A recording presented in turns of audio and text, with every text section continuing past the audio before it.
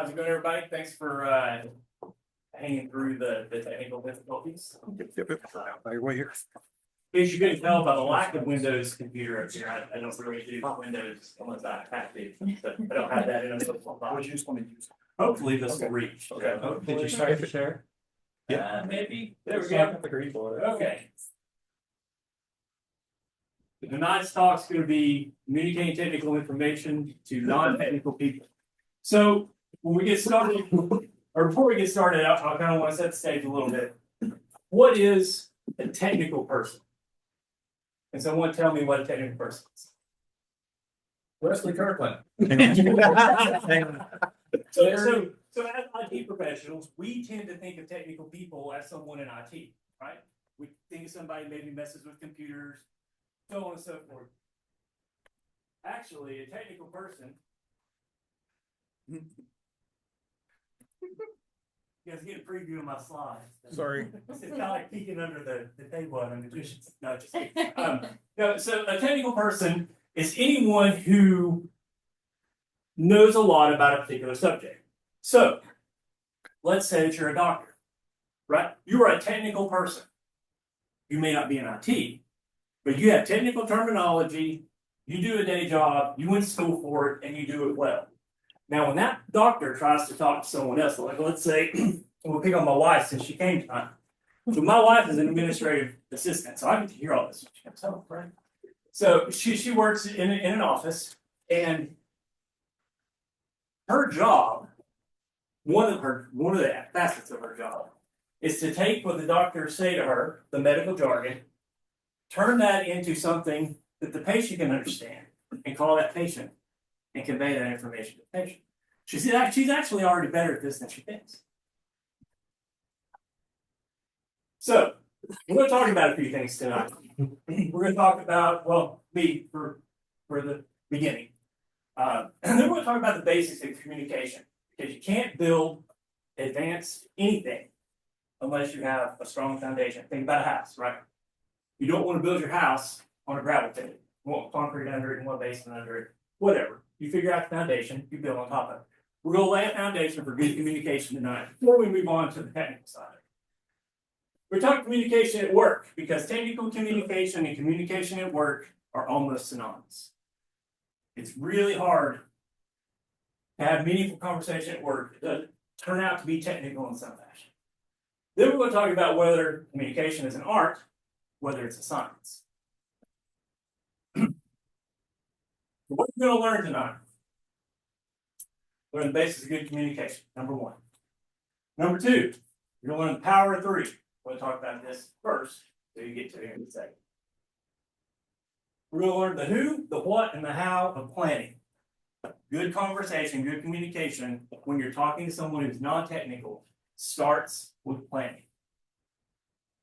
We're going to learn how to identify your audience. And we'll use the term audience a lot tonight. An audience can mean a party of one, or it can mean a party of 1,000.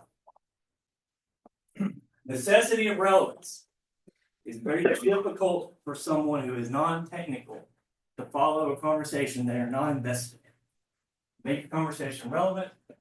Importance of relatability is also hard for someone who you're talking to that doesn't really understand what you're talking about to really want to understand you if they can't relate. Talk about putting it all together. Finally, we're going to talk about choosing what works for you. Next few slides are going to be a few quotes that kind of hone in on the subject matter we're going to talk about tonight. If you haven't read The 7 Habits of Highly Effective People, I highly recommend that book. Fantastic. Most people do not listen with the intent to understand, they listen with the intent to reply. We can't help ourselves. We just can't help ourselves.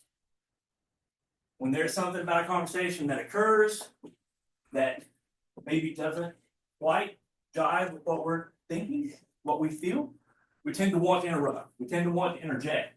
We tend to stop listening at the moment we decide that we are going to reply to something in the middle of that conversation. It may seem difficult at first, but all things are difficult at first. Miyamoto Musashi. How many people know who Miyamoto Musashi is? One. I was hoping for a slightly larger number. Okay. We're going to talk talk about my background here in a minute, but I have quite a bit of Eastern influence in my life, and that has affected how I communicate with people. Know your adversary. To know your adversary, you must become your adversary. Sun Tzu. Sun Tzu from the Art of War. How many people know that? Okay. Change adversary to audience. To know your audience, you must become. Communications work, but communication works for those who work at it. I would tell you that before I started doing this PowerPoint, I had no idea who John Powell was. Honestly, I still don't remember who John Powell was. But I like the quote because it's accurate. The art of conversation lies in listening. How many people have heard God gave you 2 ears and 1 mouth because he wanted to listen, he wanted you to listen twice as much as you speak? How many people have heard that? You grew up in the South, you probably heard that, right? There's some science to back that up. That was from Malcolm Ford. Who knows who Malcolm Ford? Really? Still just one person? Oh, 2 people. Okay. I got you a little better with my quotes. I gotta get some quotes okay that you guys know. All right, who am I? My name's Alex Franklin. Why should you listen? Well, that's a good question. And I hope by the end of the presentation, you decided it wasn't a waste of your time. My name is Alex Franklin. I'm a Kubernetes platform engineer at Oak Ridge National Laboratory, but I've done many things. I've made a lot of mistakes, and I've communicated to a lot of people from a lot of different places and jobs. So I've probably communicated at every level of business, with the exception of the C-suite. I've never been a CE, CT, CI, CS, anything. C-suite's been locked. That's okay. 48 years old, I don't want to die at 58. I have been all of these.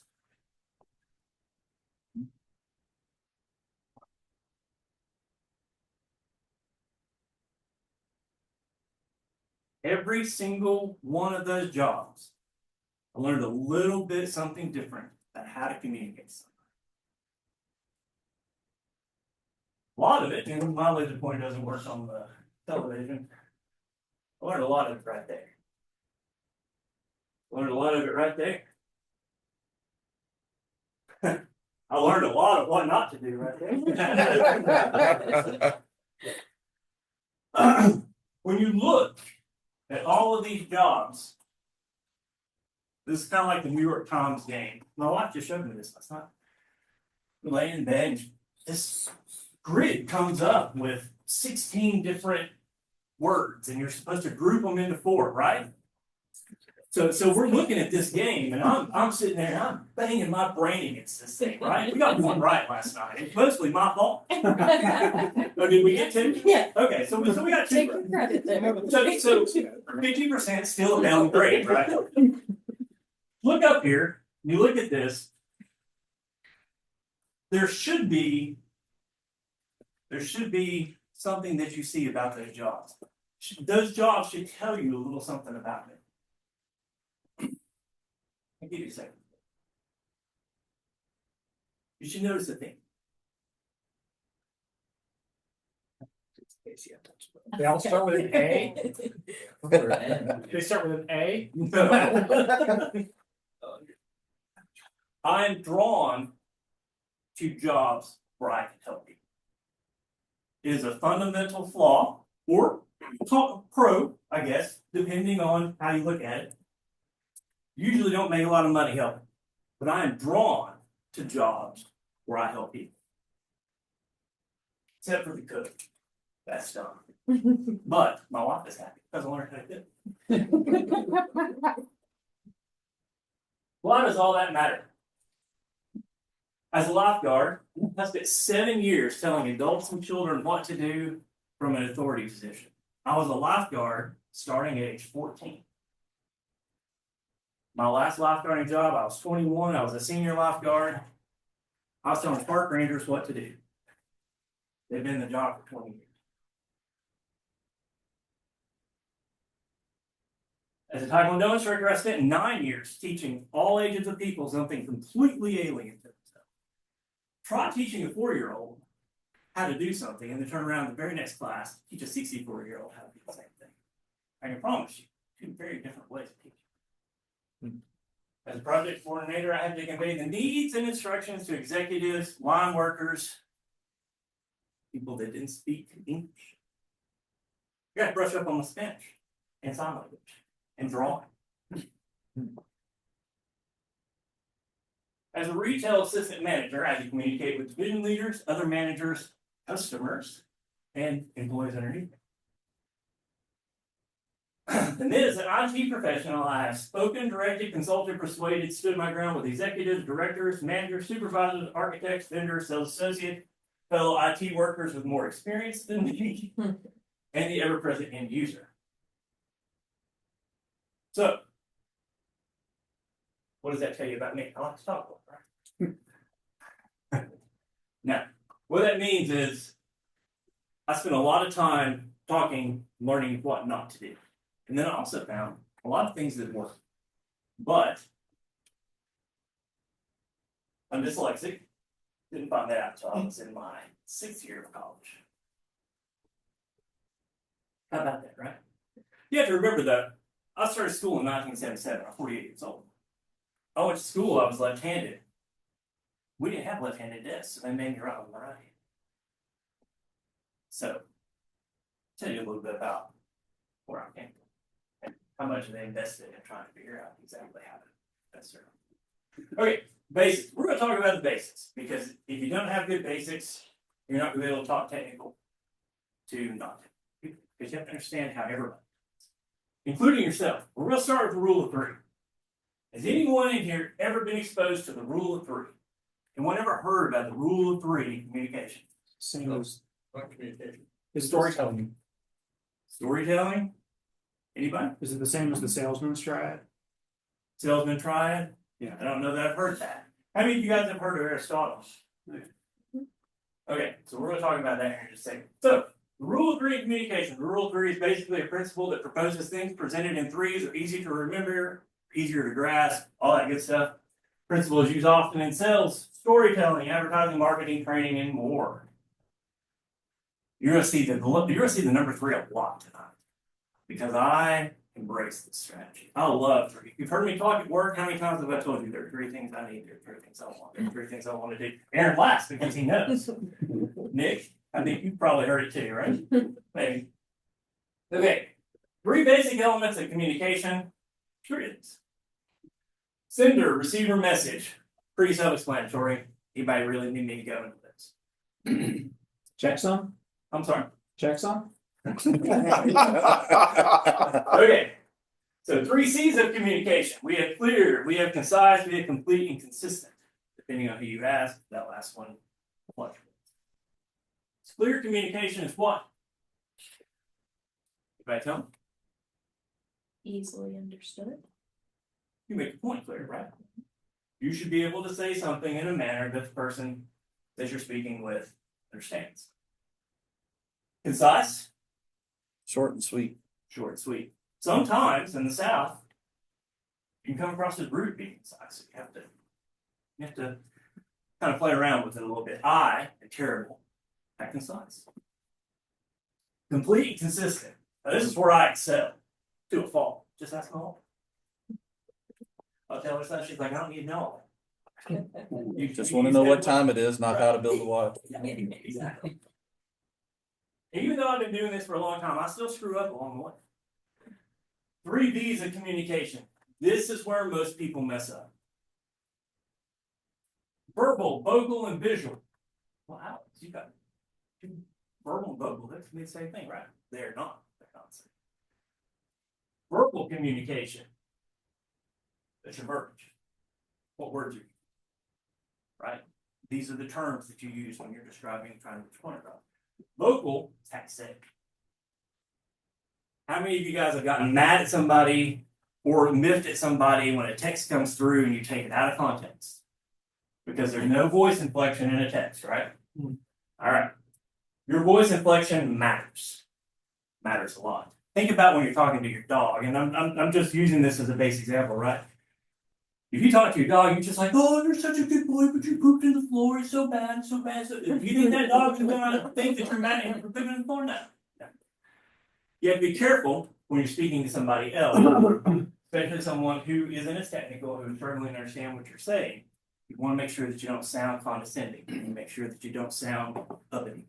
Make sure that your voice inflection is the same as when we're having a conversation across the lunch table.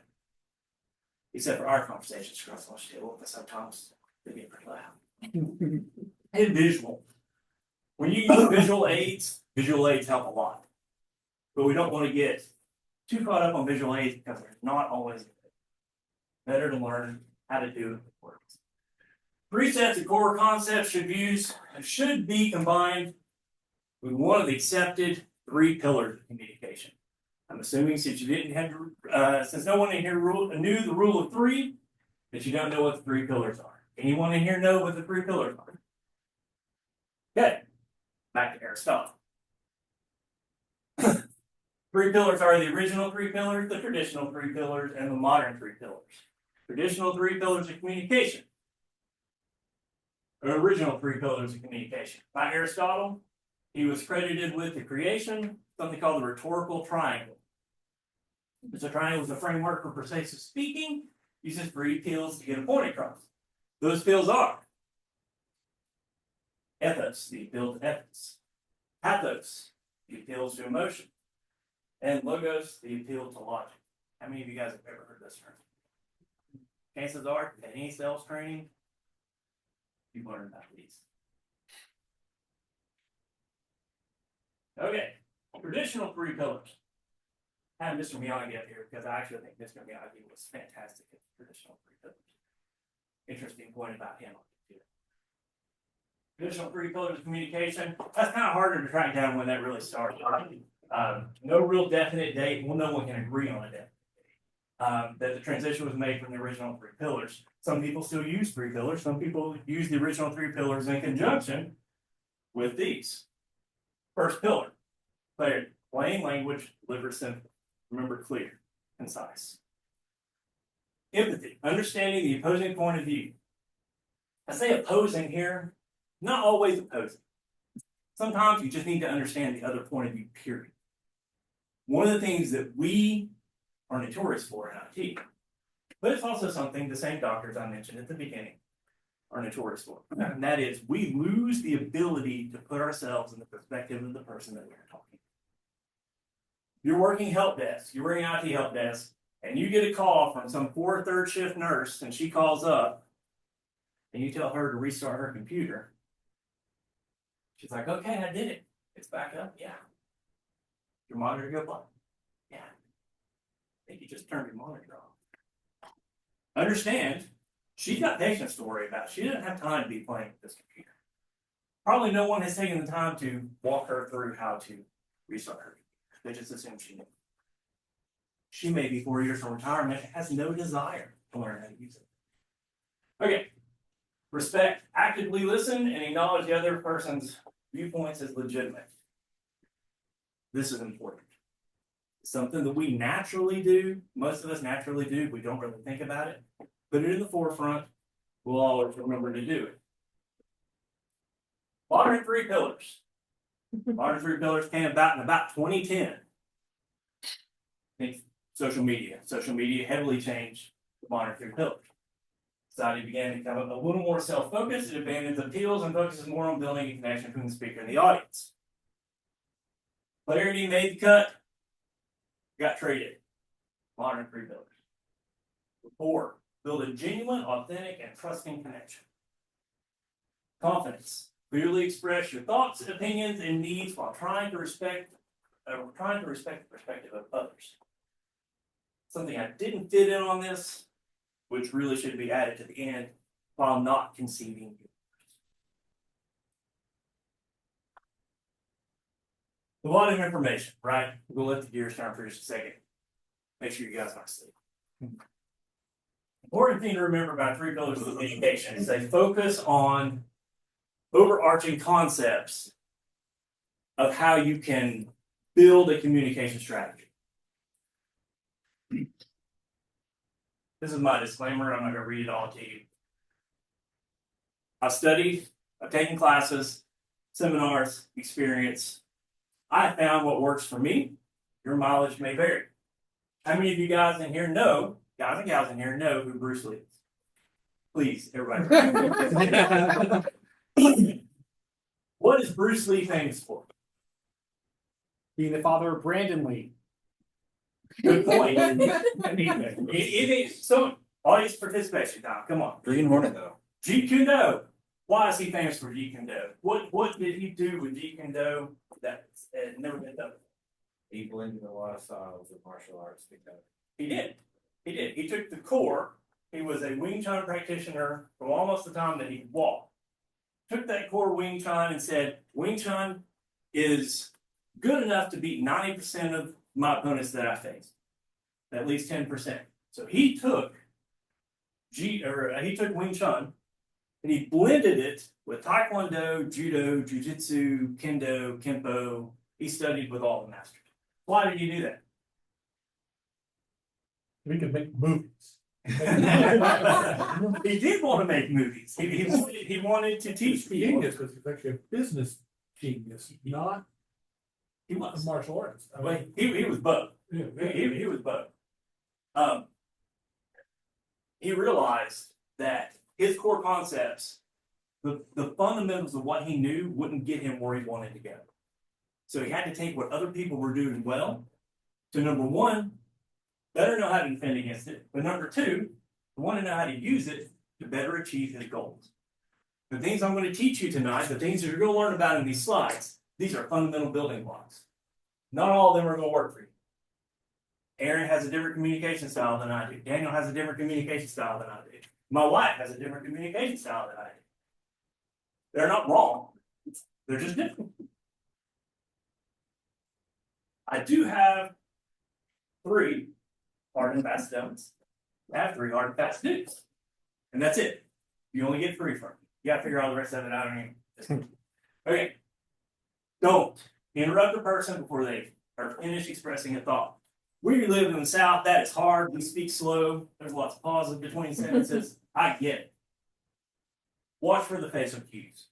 Watch for the body language if you're in person. If you're on a Zoom call, well, they can just your best guess, right? Don't do it. 2, focus. Do not focus on being correct or coming to a mutually beneficial outcome. When you turn on your laptop and you log in, what comes up? I'm in a room full of technical people. I expect to hear what I think I'm going to hear. What comes up? XFCE. And what is XFCE? It's a Windows manager for Linux. All of us in here call it a GUI. You're in IT, chances are you call that a GUI. It is a graphical user interface that allows you to do what you do on the computer. I can tell you that to my mother, that is a desktop. To my teacher friend who teaches 8th grade, that's a desktop. The moment Windows came out with Windows 95 and gave you that nice GUI, it became a desktop. Now, is it a GUI? Yes, it is. That's fact. Is it a desktop? Yes, it is. That's a truth. We're going to talk about the difference of that in just a minute. But don't focus on being correct or coming to a mutually beneficial decision. They want to call it something else, but you know you're talking about the same thing. Just go with it. It's going to make the whole conversation easier.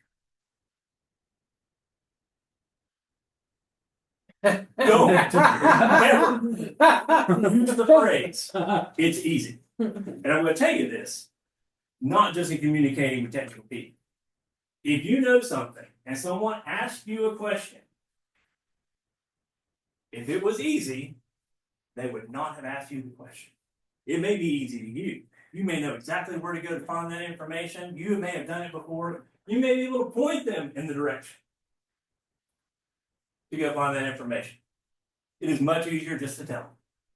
And then tell them where to find it. Hey, let me show you how to do this. By the way, here's where I learned how to do this. Or hey, if you come across this again, this is a great place to find a video. How to do that. This is a great read over here. This is a great place to go find some documentation. Don't use it's easy. That makes them feel dumb. You do not want to make them feel dumb. I learned this the hard way. Don't ever tell a doctor who's trying to get into their RSA code that it's easy. It doesn't go well. They call your manager. Things you should do. You should actively listen to the audience's point of view. Remember I talked at the beginning, audience can be one person, it can be 100 points of view. How do you listen to 100 points of view? Patience. But actively listen to the audience's point of view. Know your strengths and your weaknesses, leverage your strengths. How many of you in here have taken a communication test? How many of you in here have taken a personality test? Oh, come on, there's gotta be some kids there. Okay. I did not want to take a personality exam. I definitely did not want to take a communication exam because I was afraid of what it was going to tell me. And you know what? I was right. I didn't like what it told me. But what it did do was it showed me where I was strong. It showed me where I was weak. So what do I do with that information? Before I go and I build a plan to talk to my audience, whether that is one person, or whether that is 20 people, or whether that's 50 people, I know where my positions of strength are. I avoid my areas of weaknesses when doing this communication because I want to be able to steer the conversation. Doesn't mean I don't work on my weaknesses. I'm always working on my weaknesses. But I know my strengths, I know my weaknesses, and I play to my strengths. Be respectful. If you are respectful to the person you're talking with, regardless of how frustrating they are, and there are some frustrating conversations that you're going to have. If you are respectful, the amount of grace that that gives you with the person you're trying to communicate with is enormous. You can get away with almost anything if you're respectful. Communicating at work, same principles apply. Move on with it. I know you guys are getting on. I'm getting on. Okay, 3 types of non-technical people you will speak with often. How many people know who this is? The absolute beginner, right? Absolute beginners are people who have little to no knowledge about the subject matter you are trying to solve. That's probably gone into unoccupied. Yeah. This could Do be, you have an occupy button? this could be a teacher, a doctor, it could be a grandmother. It could be CFO. It could be the CEO. It could be a division head of another department. They may be very smart, be very technical in their area, but they may know jack squat about what you're going to talk about. That brings us to tertiaries. People who've been around the business, they know some of the terminology, they know some of the dictionary, but they don't really understand the what, the where, and how it all interacts. Then you have technical experts from another field. This one's usually the hardest to navigate. You think the others were right. This is the one where ego gets involved. Your ego, their ego, it happens. Technical people, but from different schools of thought or learning based. You're not going to go in and talk IT to your dentist. He's not going to talk about dentistry to you. Still got to get him back on his computer. Got to get him back in his chart. In my opinion, there are 3 steps you can take. There's it number 3. 3 steps you can take to ensure conversation, any of the technical, non-technical, are more effective. Here they are. Know your audience. Stay relevant. Be relatable. I highlighted know your audience because I could go for hours on some of this stuff. This is the number one thing you can do to ensure that you have a good conversation or a good communication with the person you're trying to talk to. Okay, I'm going to tell you how I assess my audience. We'll give you sort of my roadmap. But first, we're going to talk about a couple of.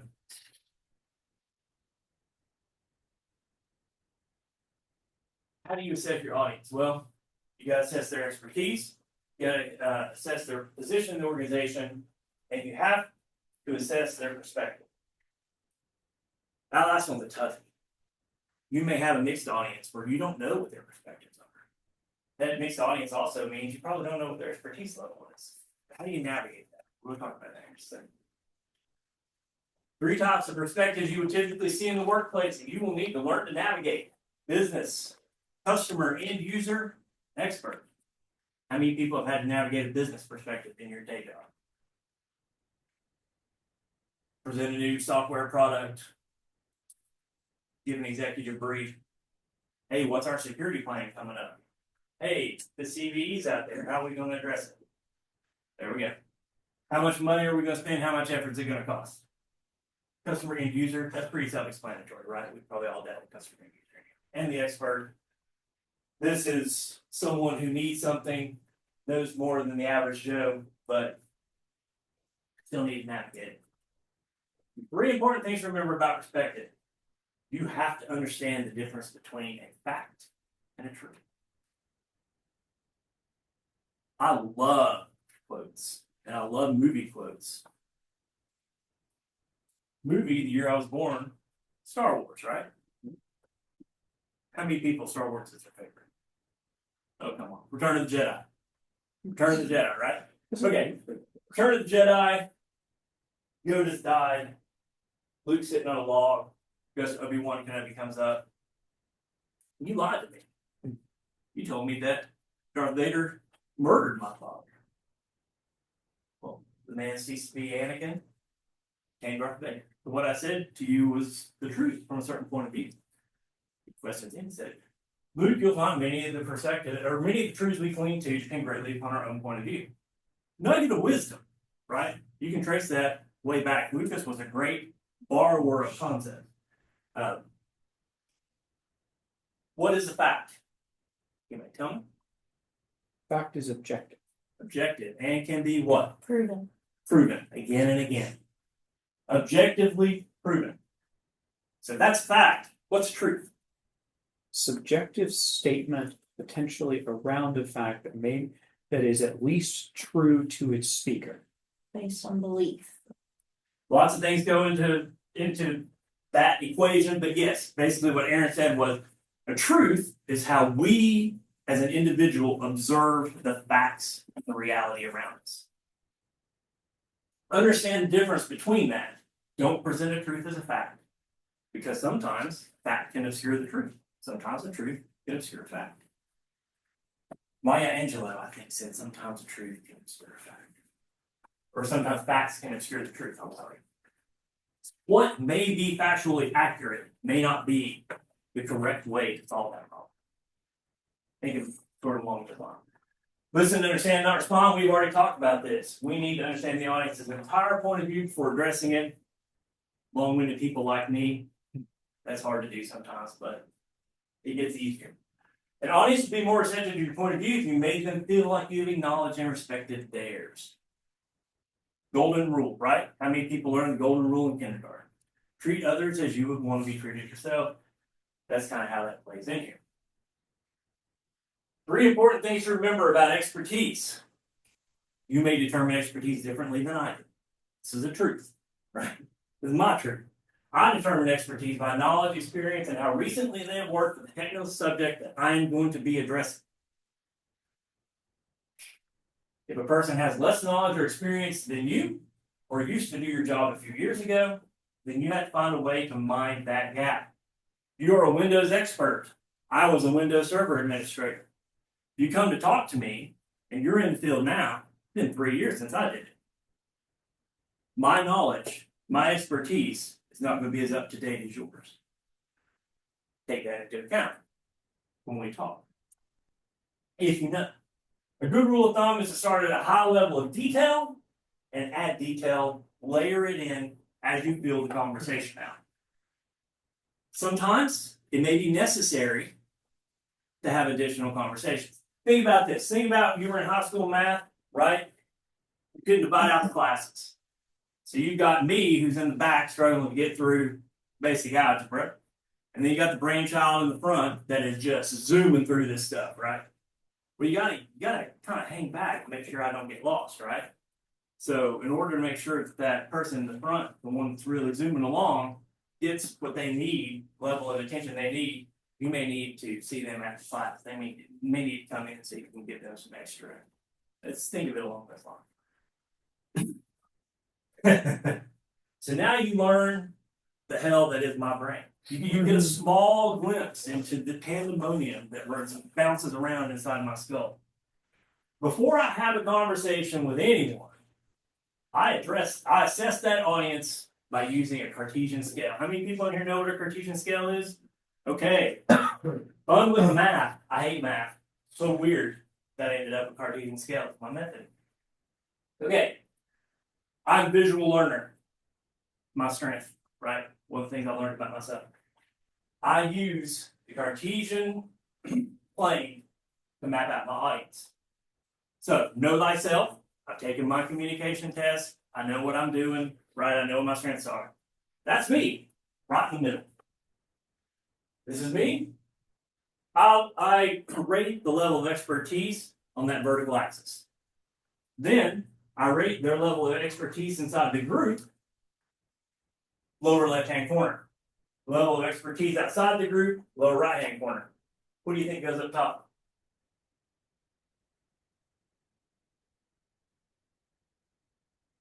Right here.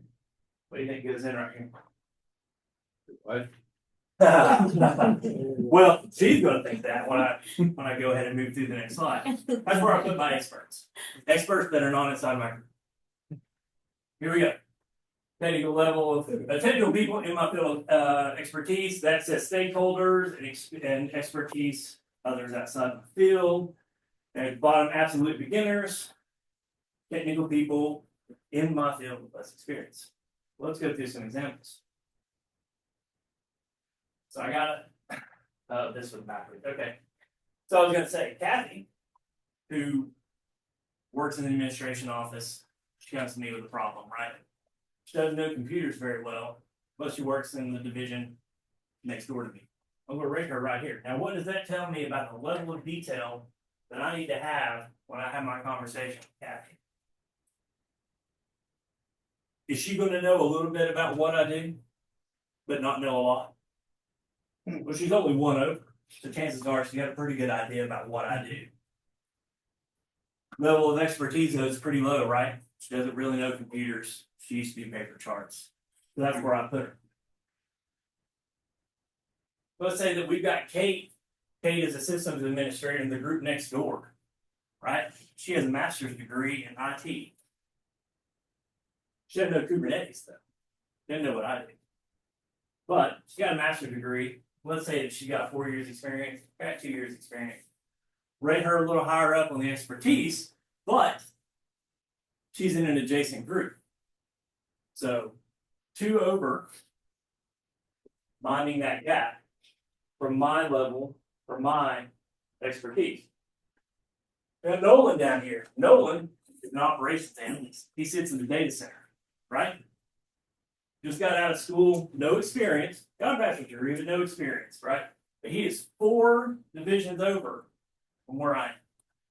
So, let's go over the amount of detail that I can include in these conversations. This is how I'm gauging my audience, right? This is how I'm assessing. This is how I'm building my relevance. This is how I'm trying to be relatable, right? Kate, let's say that they're in the same room. Let's mix it up a little bit. Let's say they're in the same room, right? I'm having to present technical information to both of these individuals.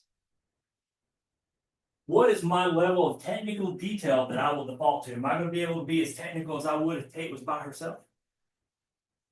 Am I going to be able to be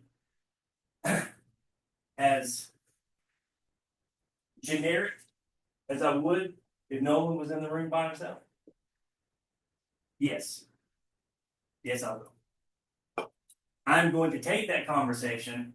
I'm going to put the amount of detail in it that Nolan will understand, using technical terms that they should both understand. But I'm going to tailor that experience to Nolan, and then if Kate needs more detail, I will get with her afterwards, send a follow-up email.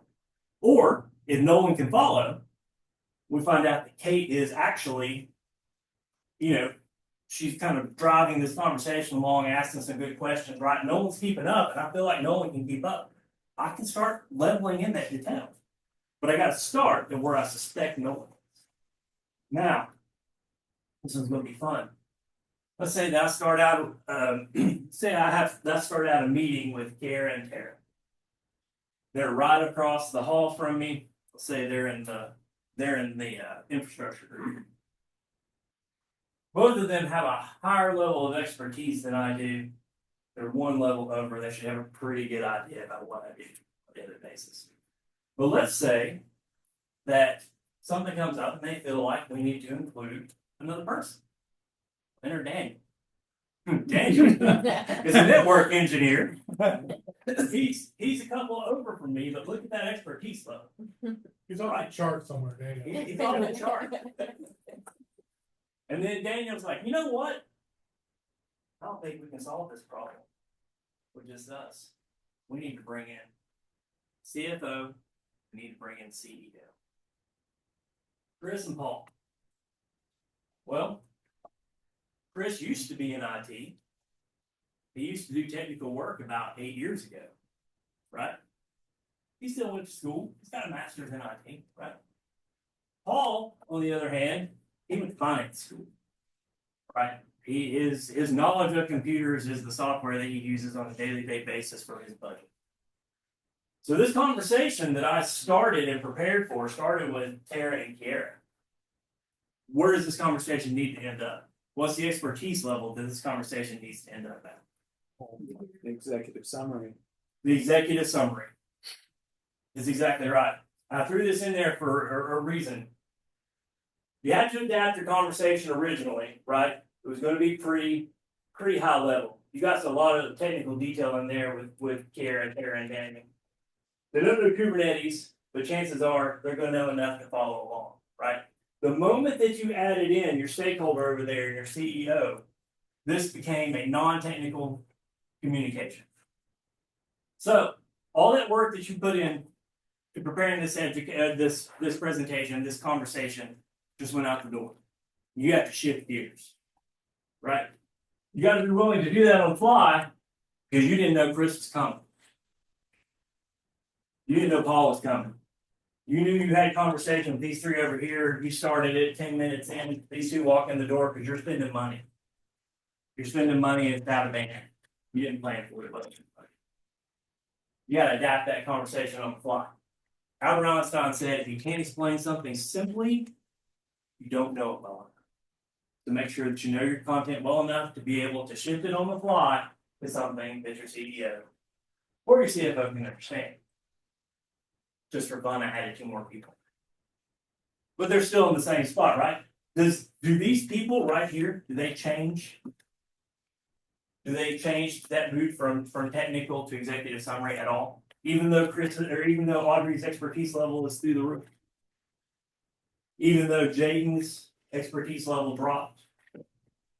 What's Jaden doing over here? If he's 1 degree over on the org chart, but he's down here in expertise, do you think he's kind of familiar with what we do? What I'm doing? He's only 1 over, right? So I can use some technical terminology with it.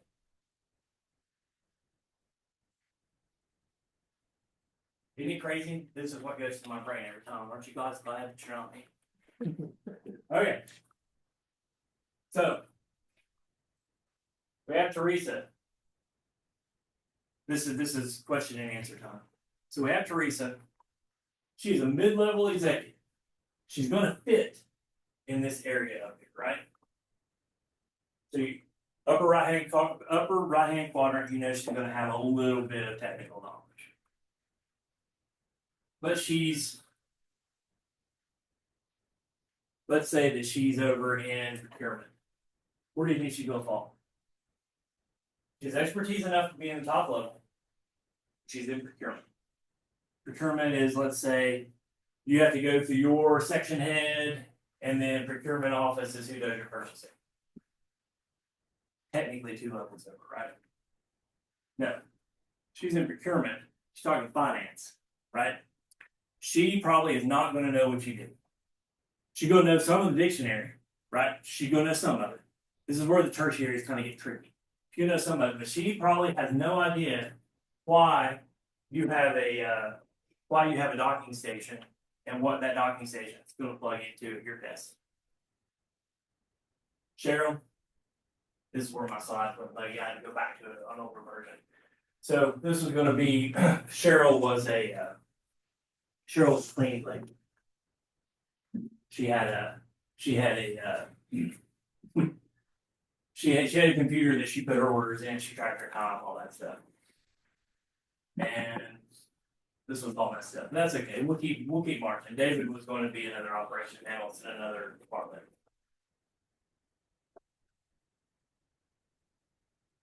Let's move on to analogies and visual aids. So, analogy, a good analogy is worth 1,000 words. It's conversational gold, right? If you know your audience well enough and you can provide a great analogy, you can convey almost any concept. Goes back to knowing your audience, right? So, let's say Nick and I, we both fish, right? Trying to explain a concept to Nick that he doesn't know, but I know that I can turn that into an example and use a fishing analogy to get in there, right? I know Nick, that's easy for me to do. But let's say, what was your name again? Ben. Let's say that I have to present something to Ben, right? I don't know anything about Ben. I met Ben tonight. In our conversation as we come in, I learned that he's a student at Pellissippi. Okay, that's first building block of assessing that audience, right? So I know he went to Pellissippi. I went to Pellissippi. I'm a Pellissippi graduate, right? So I know he went to Pellissippi. Now, is there anything that happens at Pellissippi? Anything that we should both know in that commonality that would allow me to present something? No, okay, I gotta do one more. I gotta talk a little bit more. This is where showing up to your conversation early, especially if you're in a meeting or a presentation, showing up early, talking with people that you're going to be presenting to, comes in handy.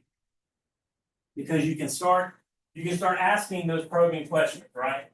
What are you interested in? Look at your shirt, look at your shoes, tattoos. That's great. So he's got Lord of the Rings, right? Okay. So now I know he's a student at Pellissippi. I know his tattoo is Lord of the Rings. I have two things right there I can build analogies. Daniel comes in, he's got a gaming laptop. He wears his watch face down. Left hand, right? Okay, he's got a jean jacket. I can probably place his age, right? I can probably place gaming laptop. Okay, so we probably have some early 80s, 90s. We probably have some early 80s, 90s gaming commonalities, right? Let's see. Aaron. Nobody had anything.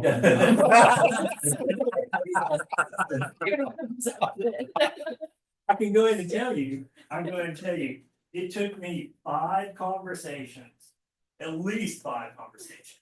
5 is gonna be generous. It took me 5 conversations with Aaron to figure out how to talk to Aaron. And I'm gonna be honest, after my first conversation with Aaron, I was terrified.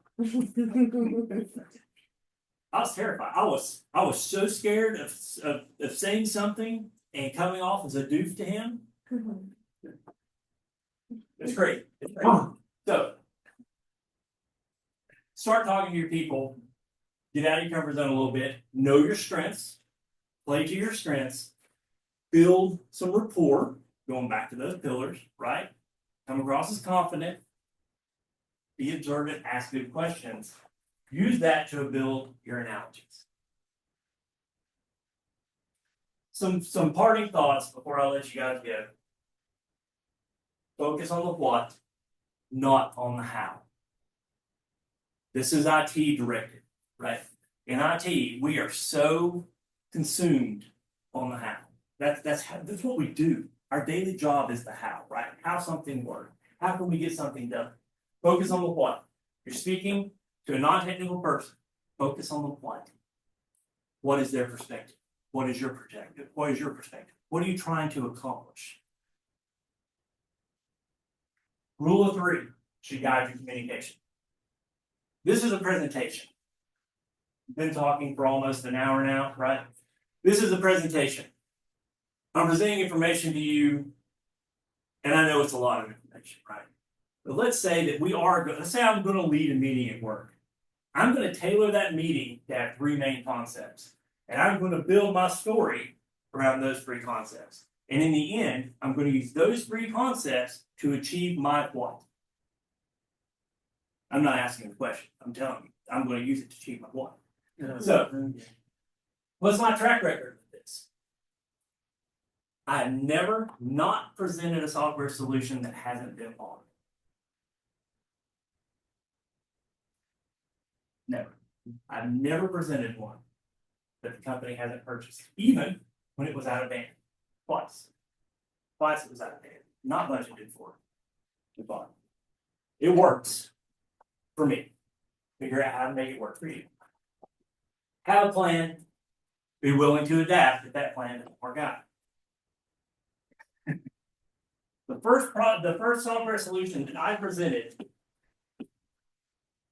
Once again, my wife can attest to this. I spent weeks on not making a PowerPoint. I made a video, right? I was told this video needed to not be more than 7 minutes long. I had someone that was going to be in that meeting, assessing my audience. I had someone that was going to be in that meeting that was known for disrupting PowerPoints and taking you down rabbit holes, right? I knew the only chance I had to present my software solution in that 30-minute time slot that I had was to make a video where they couldn't interrupt the PowerPoint. So I did, right? I made the video. When the video of PowerPoint was it? It wasn't a video of PowerPoint. It wasn't. Do you know what happened when I got in there? What? My section director came. When directors look at presentations for software solutions, what do they expect? They're expecting a PowerPoint. They're expecting you to have financial details, charts, executive summaries, right? I had a video that was designed for IT people. What happened? You adjusted. How do you think I adjusted, I guess? Or I didn't lose, right? I said that I've gotten everything I've asked for. So how do you think I adjusted? Video and spreadsheet. No, I played the video. Yeah. I worked too hard on the video, not to play the video. Do you know what I did while that video was playing? Printed out some charts. I put together the fastest 6-minute PowerPoint you have ever seen. Because I knew when I was preparing for this, there wasn't going to be an executive. So I didn't have an executive summary, but I knew how to do one. So I knew my video was 6.5 minutes long, right under the 7-minute mark. I put together a real quick PowerPoint that explained the high points of my video when it was done. When I walked out, he asked for a copy of the video because that's when he wanted to show the CIO. But I adapted. I don't know that the video would have ended up on its own, right? He had questions. I answered the questions in the PowerPoint. Be willing to adapt if the plan doesn't work. Here's some bonuses. I have a hard time with this, right? How many people in here know a podcast called Diary of a CEO? Oh, you guys need to check out that podcast. It's a great podcast. How many people in here know who Jimmy Carr is? Comedian? He's a comedian, right? Jimmy Carr. Believe it or not, Jimmy Carr is one of the most intelligent people I have ever heard on a podcast. It helps that the Diary of the CEO podcaster is a great interview. Listening to him speak, and he talked about the science behind presenting, right? There's scientific evidence to prove that if you speak at 92 beats a minute, your information will be better retained than if you speak at any other speed. All the great public speakers, according to him, speak at about 92 beats. A good way to get into the habit of doing that, a good way to kind of get into that rhythm, find some music, 92 beats a minute, fire it up about 10 minutes before you go into your presentation, have it in the earbud while you're getting ready, while you're talking to people, let that play, and it'll set that little metronome in your head, 92 beats a minute. You have a reference for that? I'll get it for you if you want. So our ears are a serial device. Yes. Yes, think of your ears as a serial device. Okay. So this comes, When I say reference, not for the 92 beats per minute, but what a 92 beat per minute soundtrack sounds like. no, but you can find that on Spotify, I think. You can find 92 beats per minute music. It's not Spotify, it's the SoundCloud. SoundCloud. Thank you. Bonus. Practice doesn't make perfect, perfect practice makes perfect. Sounds kind of harsh, right? Back in my younger days, as a martial artist, had the privilege of going to listen to Fumio Demura talk. No one in here is going to know who that is. Okay, but he was an Okinawan karate grandmaster, came over, lived in California for most of his life. I went to see him because he did all the martial stunts. He was the stunt person for my favorite movies. He was the stunt double for Mr. Miyagi. He did all Mr. Miyagi's martial movies. Fumio Demura came from Okinawa. He was born in Okinawa, lived in California. He was probably one of the most thoughtful martial artists I've ever had the privilege of attending seminars for. The way he broke down an opponent, I learned how to physically assess an opponent when they walked in the ring using his techniques. Practice doesn't make perfect, perfect. Practice makes perfect. So, how does that apply to this? Do you remember when I said, don't ever say it's not easy? Or don't ever say it's easy? Don't ever say it's easy? Don't ever say it's easy. Why practice that outside? Get out of the, remove that sentence from your dictionary. Because what you say to the people around you are going to be the things that you say when you're presenting technical communication and you're not thinking. Now, if you're not thinking, you start out the conversation, right, where you realize how technical the person is, right? And let's say that you go down the road, you go down the wrong road. What are you going to fall to? You're going to fall to what's natural to you. So, when you're talking to your friends, remember that when you're talking to someone who's not technical. Use the same tone, same cadence. Don't say it's easy. You'll mess up all the time. Embrace it. Use it to refine your art. Remember at the beginning when I said is this an art or a science?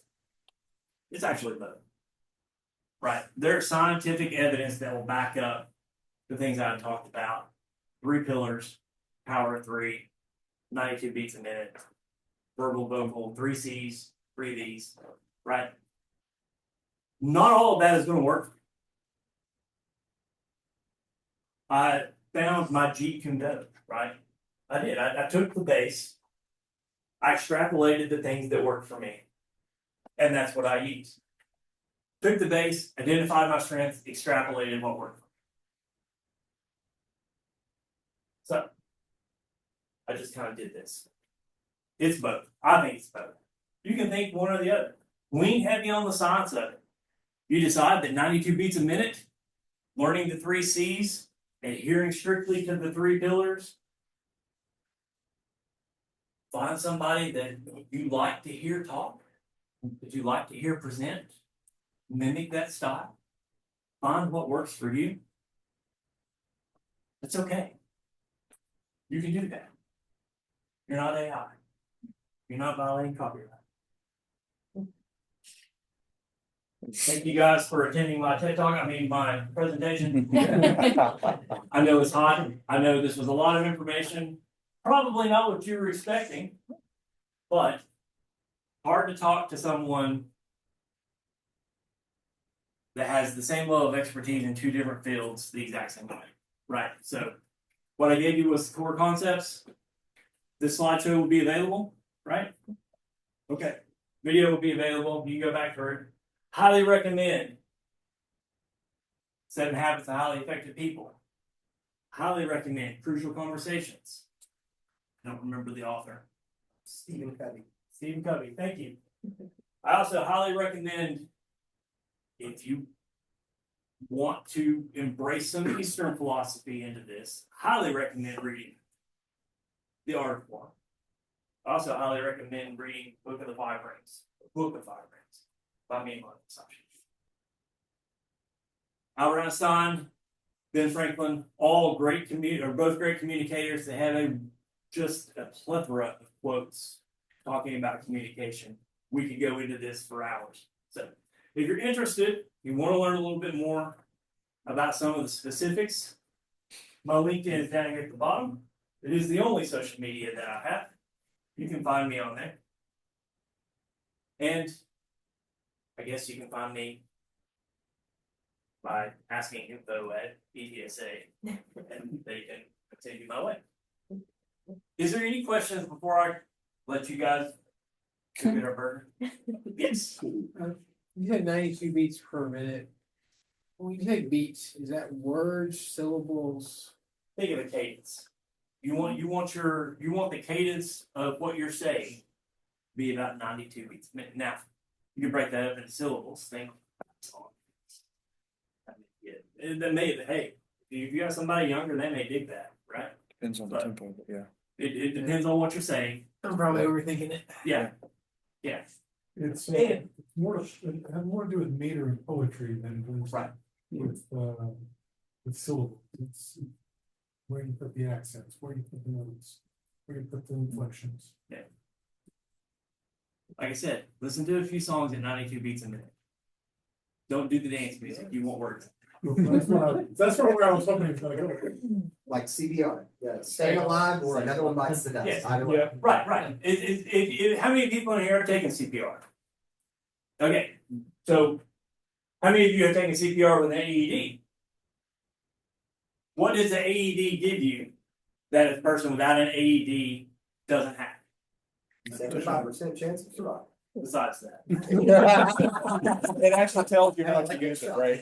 a modern AED has a metronome built in. Yeah, that helps you pray. After it assesses whether the victim needs a shock or whether you need to do compression, it will say start compressions and it will give you a metronome. So you don't have to have that in your head, right? But if you don't have an AED, it's staying alive. Or maybe sharp. What? That's too fast. You're not going baby. Anybody else? The number of 92 beat per minute songs is incredible. I never thought about that. Oh, there's a lot that That is go all. with it. Yeah. Now, a little rabbit hole you can go down. Take that information and compare it to the Billboard charts and look at where they place. Mm-hmm. It's fascinating. Sad but true. If your audio files 20,000 hertz, great podcast talks about stuff like that. It's a sound. It's about sounds. Okay. Any other questions? At risk of derailing us, when you were talking about, plotting out, you could say the expertise space of a group that you're working with. Mhm. When you're talking about something like the presentation you're doing right now, Mhm. when you've got a room of wide and varied, how do you assess that? So, remember when I said at the beginning, I defined what an expert was. Mhm. I was prepping my audience. Right? How many of you thought you were an expert in something coming in? Raise your hand, and it's okay. You are an expert in something. Every single person in this room is an expert at something. Did you know? Here you go. Did you know Kung Fu is not a martial art? How many people knew that? I've heard that before, but I'm not sure the meaning behind it. Kung Fu means to be good at. That's what it means. You can be Kung Fu at doing dishes, or typing on your keyboard, or watching birds. The art is wushu. That's what they call it over there. Or Shaolin boxing, 8 trigram boxing, singing, whatever you want, right? So it leads me back to fact or truth. Right? What's the fact? Fact is, kung fu means be good. What is the truth in that? If you're in America and you see kung fu, what is kung fu? Well, it's a Chinese martial art with those Shaolin guys jumping around like monkeys and eagles and tigers and right. What Tao was truth. This is the language, what Tao was truth. So here you go. Dao in Chinese is way, right? In Japanese, that's do. They both mean way. They both sound very similar. You get two people in the room arguing with one another, one's Dao, one's do. Well, they both mean way. But remember when I said, don't get caught up in being right? Move to the mutually, okay, well, we're gonna call it Dao. Whatever, point is, you both understand what's going on. But yes, so when you all came in, I identified all of you as experts in something, right? I know some of you, I cheated. Okay? But when you send out your Outlook invitation to come to a meeting or a presentation, what do? Are you pulling from your contact book? When you send out Outlook or email? How many people at least know who you sent the initial invitation? Come on, everybody better raise their hand. You better know you're sending meeting invitations. If not, you were in for more help than I can. I mean, you're in more trouble than I can give you help. Seriously, you kind of have an idea, right? This is a fantastic resource if you don't know much about your audience. You know who you sent it to. I hope you're not sending out that meeting invite 5 minutes before you go talk to them, because if so, you're going to come into that having to wing it. It's not necessarily a bad thing. It's just not how you want it, right? Let's say you send it out at least 30 minutes before. That's 30 minutes where you can get on LinkedIn and you start looking up people on LinkedIn to find out what they've done, right? You're building commonalities. What is their work experience? How many of you have your work experience as the little blurb under your name? Your bio. Tagline or? What? So your bio, your tagline. How many of you have your work experience in there? No, chances are we have what we're interested in, right?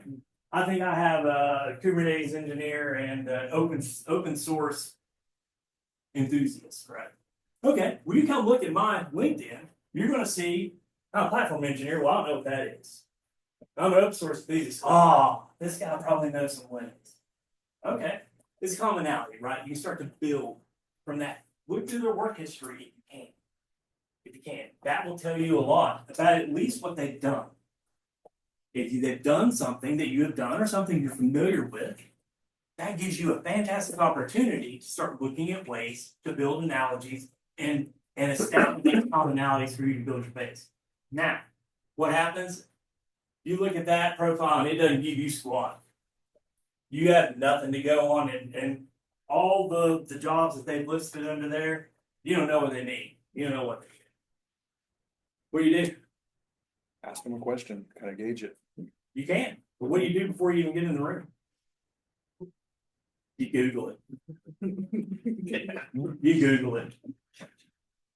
You would be surprised at how many vendors I talk to that thank me at the end of the initial conversation for knowing about their company.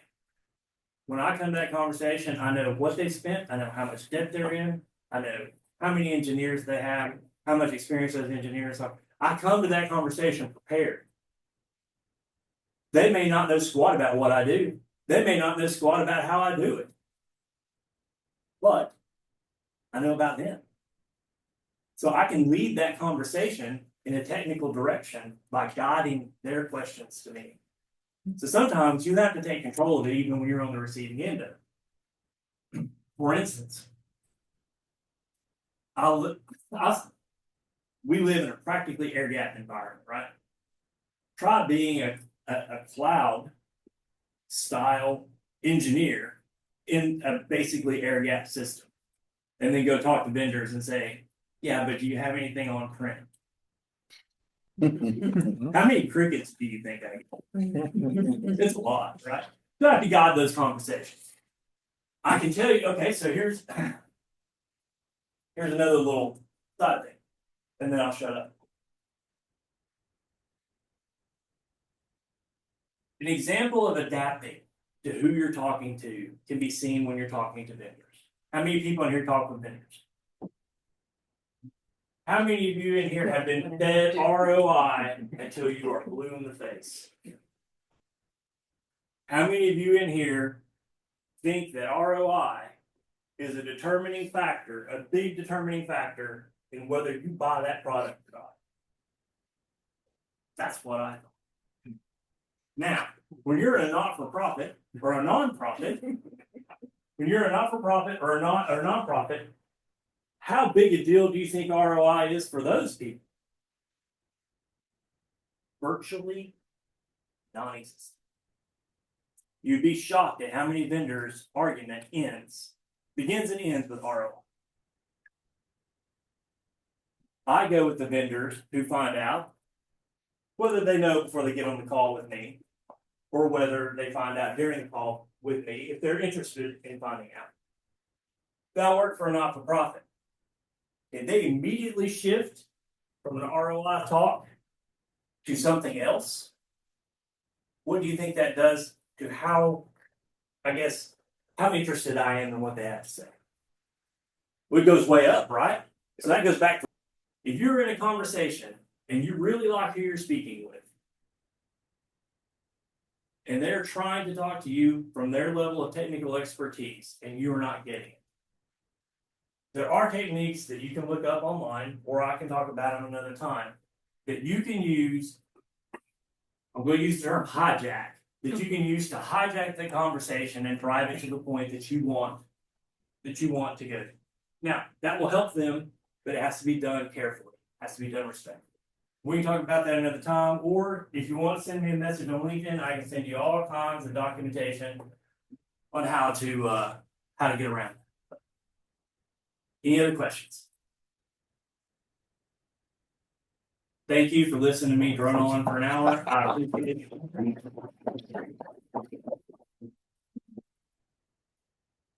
Keep the dog looks tired. Yeah, thank you, Alex, for speaking, great talk, we all enjoyed